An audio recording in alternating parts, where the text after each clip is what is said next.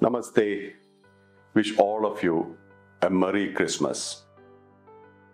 Today, when we talk about Christ, when we remember Christ, I remember what He left behind. It is the Christ consciousness that He left behind. Christ consciousness is His gift to this world, to mankind. Generations deluded with various external factors forgot about who they are, forgot about their own consciousness. That's when Christ came, and various masters like Christ came here and delivered this consciousness to the world as a possibility, or the highest possibility or higher possibility for mankind to achieve. And it's not the material stuff from the world which we normally pursue, the competitions and comparisons apart. There is Christ consciousness. And Christ said, if you reach that consciousness, you can also reach the consciousness of the Creator. It's the same.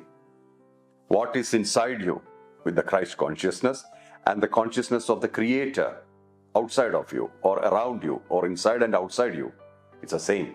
So this is what according to me, is the greatest gift He has given to mankind.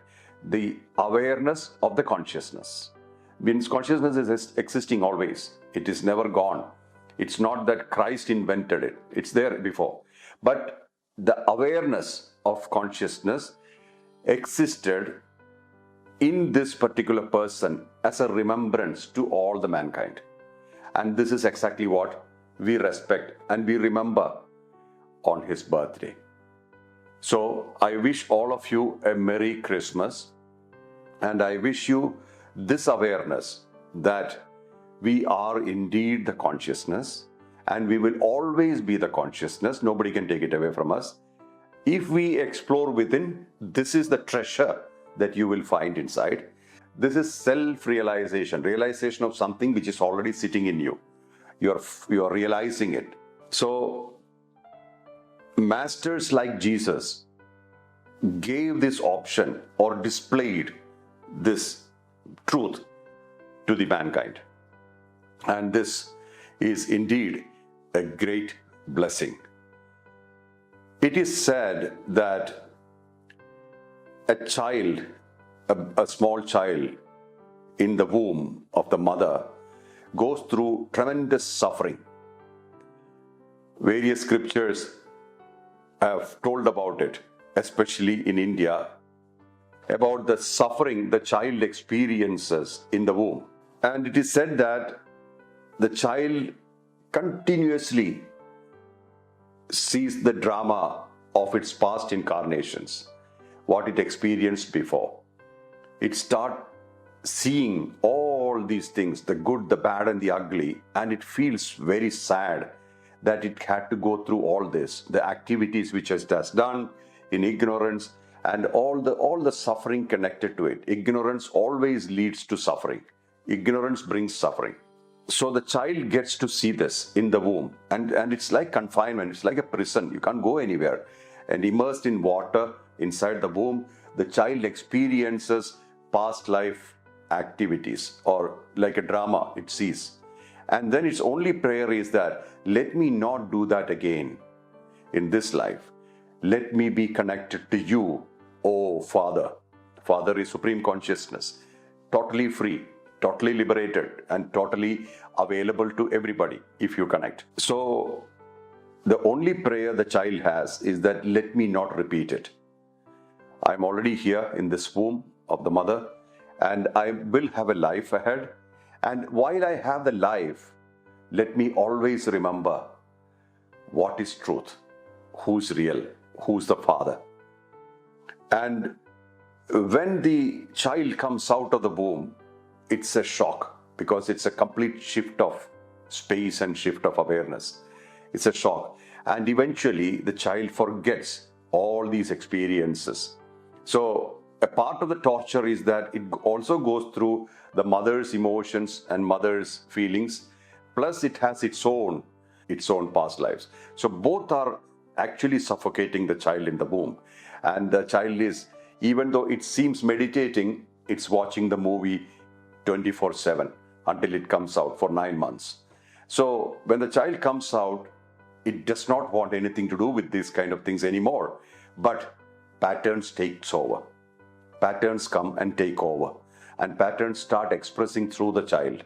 And the child continues with the same kind of life again. And then same agony, same experiences, same kind of life. Usually patterns gets repeated.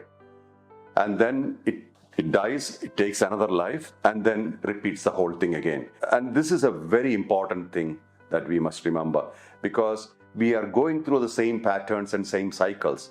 So using this time, remembering Christ consciousness, what Jesus left behind is the consciousness, the Christ consciousness. That when you remember, you can definitely remember, I am not what I seem to be. I am the consciousness.